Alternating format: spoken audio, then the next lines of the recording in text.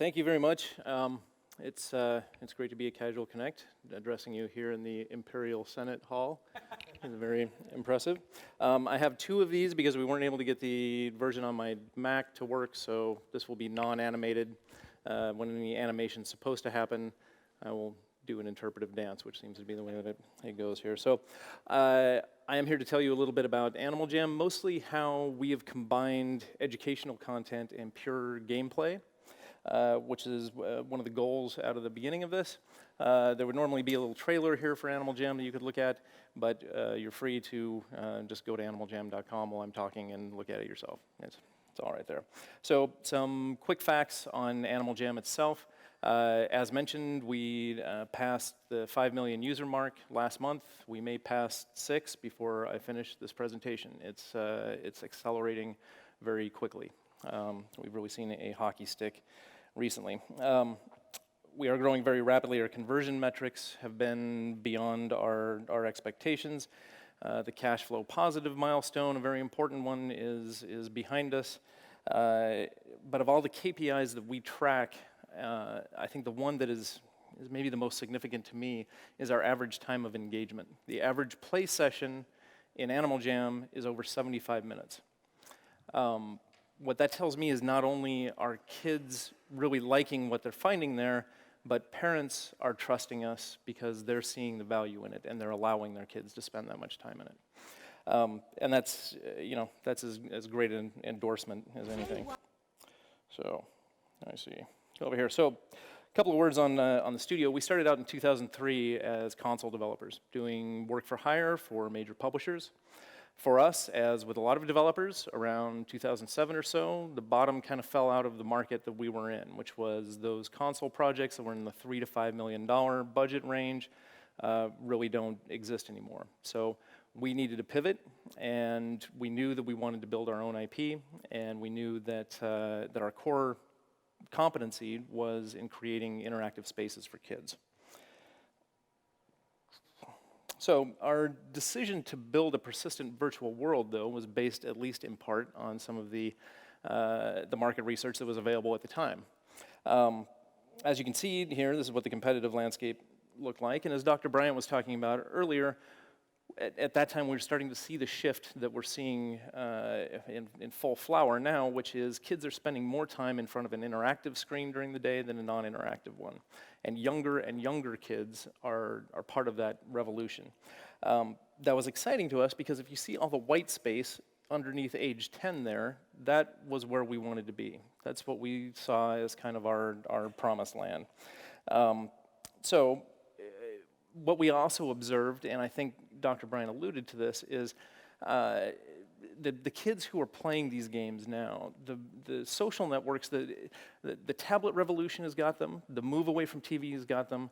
They're missing out on the social networking revolution in a sense because the social networks are telling them that they don't want them in there. However, they are creating their own social networks in places like Animal Jam, and that's where that activity is happening for them. So, looking at this, as of 2009, that's kind of what it looks like now. It's a little more crowded, but if you were to add to this chart, sorry, that's only what they show. That's only what they show, yeah, absolutely. And if you go through here and really analyze this, some of these aren't really running anymore, there's more of them that have been and gone. I think if you were to add to this chart all of them that started and then folded in that 3-year time, it would be solid color. It would be unreadable. Many more failures than successes. And I would wager that more than half of those that are on the chart now aren't profitable. So why? What we thought, and I think our experience has borne this out, is that most of the failures fall into one of these 3 traps. First, it's very expensive to create one of these. And I think what most people don't realize is that half of the investment comes between launch date and cash flow positive. At least half of the investment, maybe more. Getting to launch date, if your budget is burned out by then, you're in trouble. I think that a lot of these companies tried to launch a global intergalactic multimedia IP instead of a playground. They set out to create something that was going to have toys and movies and everything else instead of focusing on the playground first. Even if you have your own TV networks like a Disney or a Viacom, that's a tough rock to push up the hill, right? And even they have to anticipate a lot more failures than successes and be able to fund them. That doesn't mean that great properties for kids can't come out of the virtual world space. We've got a couple of great examples in Moshi and Club Penguin. I would submit, though, that they succeeded as playgrounds first and grew into IPs. They were extremely well executed, they were extremely well timed, they have a great ear for their audience. All those things are true, but they were playgrounds before they became successful IPs. And third, they just weren't game developers. Very often, they were, let me get forward here. Yeah. They tend to be online marketing companies, well-intentioned educators, web developers trying their hands at game development, but developing an interactive community like this is not the same thing as developing a sticky website or even an interactive textbook. Whatever it is that they're trying to do, they had an obvious agenda beyond creating the playground. Right? They were making chocolate-covered broccoli, where the broccoli is either an advertising message or some stuffy educational content, and the chocolate was a thin veneer of gameplay. So there are a couple of different ways that people will try the chocolate-covered broccoli trick with kids. The one at the top is obfuscation. It's concealment. They'll try to obscure educational content with gameplay. The reason it doesn't work is because there's never enough chocolate to make the kids forget that they're eating broccoli, right? Another is to make the player go through the broccoli to get to the chocolate. That is, they have to go through the educational content or the advertising message to get to the gameplay.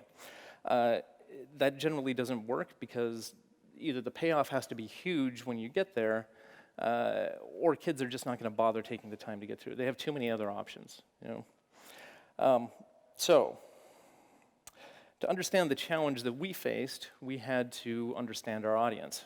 And our audience is kids 5 to 10 years old. And that's a huge demographic. It's really 2, maybe 3 demographics. There's a lot of crucial differences among kids at different points in the spectrum, developmentally, socially, emotionally. So, of these differences, if we wanted to create a world that was going to appeal across this range and be able to teach across this range, then we needed to focus on what they had in common. And Dr. Bryant touched on a lot of these extremely well. Parents are central figures in their lives. They're motivated by recognition of achievement. Their online communities are extensions of their physical communities in that their friends outside of the world tend to be the ones that are inside the world. They're taking their outside social networks and bringing them online. They aspire to have what their older siblings or older friends or acquaintances do. And they like to help each other because one thing they really like to do is acquire new skills in a consequence-free environment and then demonstrate them socially and publicly. That means that they're kind of pre-wired to want to help each other, which is cool for us.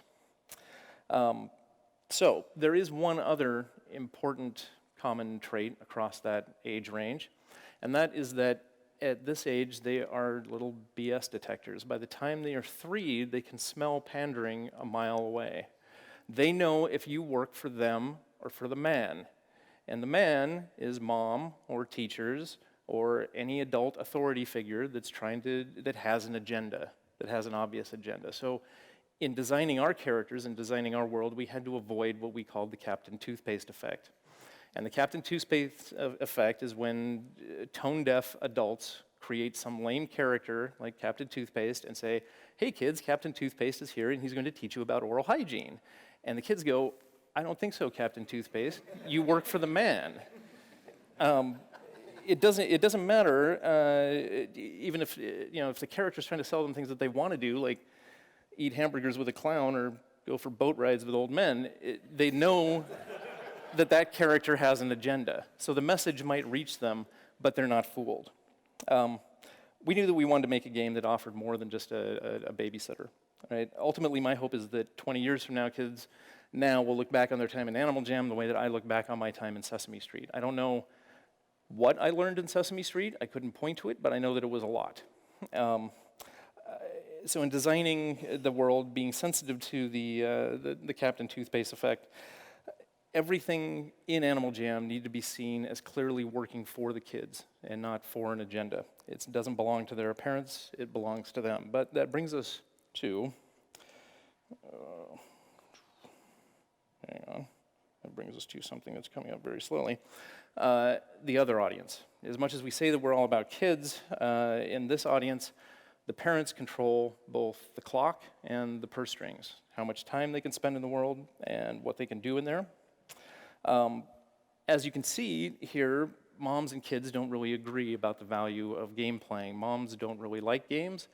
You can see the delta between these two. Moms like their kids playing games about as much as kids like doing homework. That's a big burden for us to overcome. It's a big burden of trust.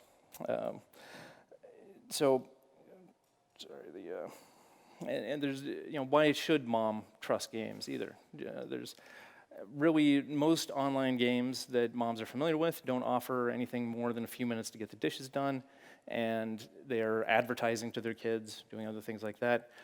The question for us then was, we need to be working for the kids, we need to avoid the Captain Toothpaste effect, but at the same time, we need to have credibility with mom. How do we do that? For us, it meant a great partner that already had that credibility and that could also bring some of their audience and help us build their audience, somebody that we could team up with that enabled us to kind of jump on board with their mission. Now, their mission is not exactly the same as ours, but it's very close. National Geographic gets us a second look from mom and dad. But if we don't deliver on the promise of substance, then that's not going to last very long. Our relationship with them, we own Animal Jam. We're a licensee of National Geographic, but we're also very close partners. We have access to a lot of their media. We join with them on a lot of their initiatives, and I think the core mission that they're trying to prosecute is not very different from ours. That brings us to our zucchini bread recipe. Now, if you're a game designer, you probably have most of these ingredients around the house already.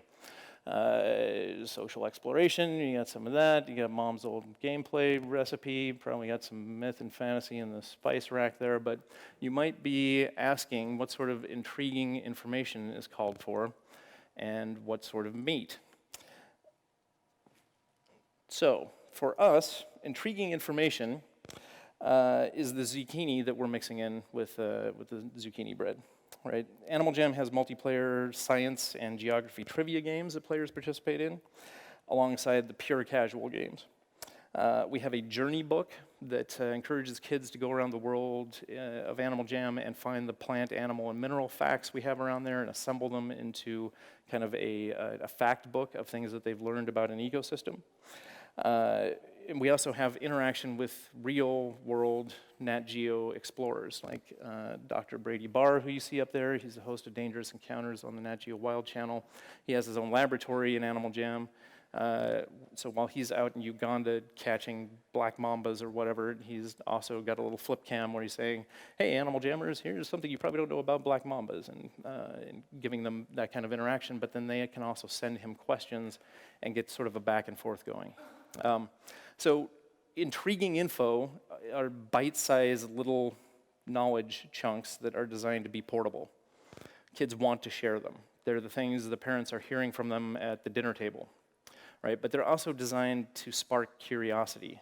Curiosity that hopefully is going to make them want to go deeper into something that interests them. And if they want to go deeper, then we want them to be able to tunnel down into the meat.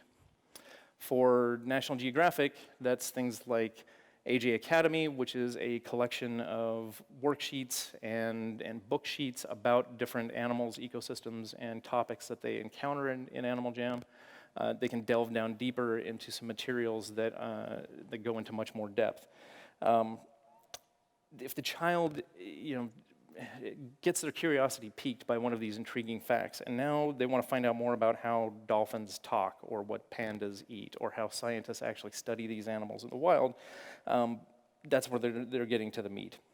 We have full-length National Geographic kids books inside Animal Jam that kids can read in there. Obviously, because it's National Geographic, we have access to probably the world's greatest archive of documentary footage on animals in the wild. So that gives us a lot to draw upon too. And we also support, in conjunction with National Geographic, a lot of their philanthropic initiatives, things like the Big Cats Initiative, which is something that we work on with them, and that while there's percentages of revenue right now that already go to support these, this fall we're introducing something new called the Play Wild Fund.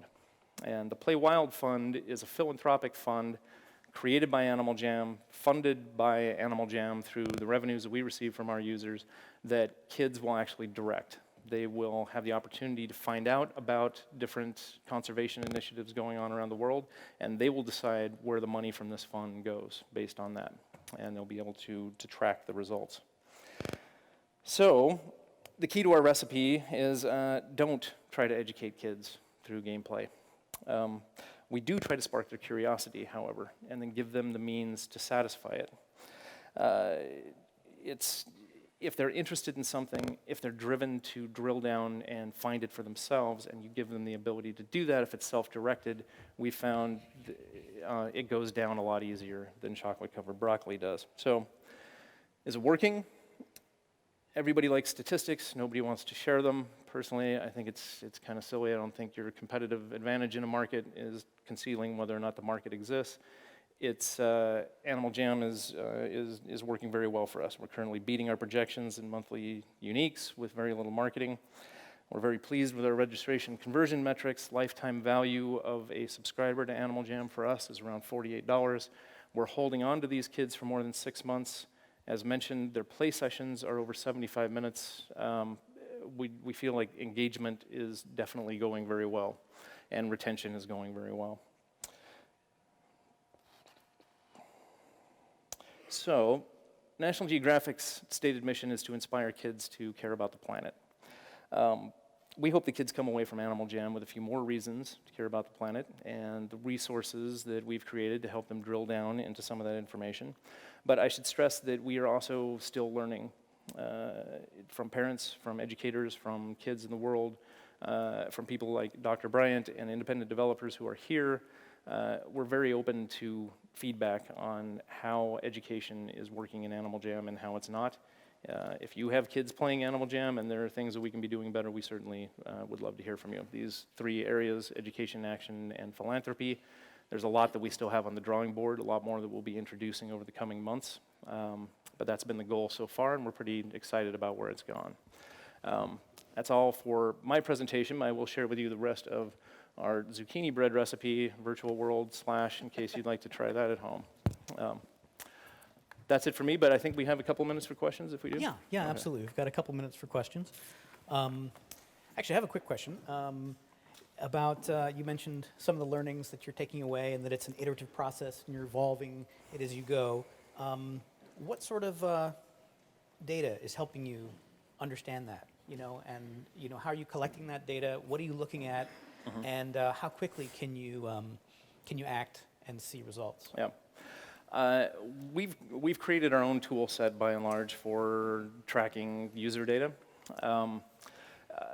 If you're familiar with what's out there commercially available, it's not dissimilar in function, but I think it's a lot more usable. I have an app on my phone that gives me real-time the flow of feedback from kids in like 10 different areas of Animal Jam, where we're asking them for their ideas and we're asking them for their feedback. So I can see at any time not only how many kids are on at the moment, but also what they're saying about the game and filter those out.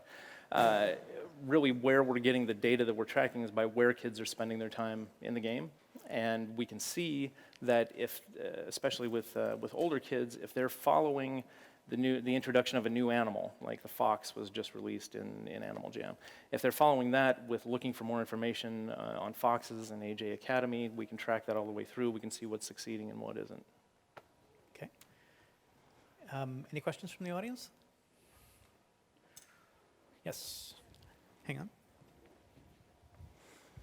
You were saying that you were succeeding with very little marketing or cross-promotion. So how do you get your visibility? Mm-hmm. We've had the advantage, obviously, of the partnership with National Geographic. So we've had some presence in their kids magazine, which is pretty big. We have a link on the National Geographic Kids page. Though our traffic has grown to the point now where that's not as significant a contributor as it was in the beginning, but it did give us a huge boost in the beginning, and now it's been more viral continuing on. That's not to say that we don't advertise. We do work with aggregators and posting some ads in those. We're doing some television that'll be coming out in August. We're launching internationally a little bit later this year, so in Portuguese and Spanish.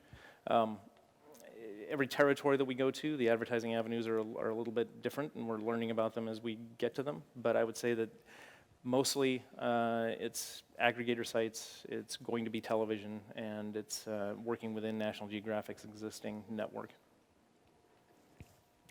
All right. Well, thank you very much, Clark, for that. All right, thanks.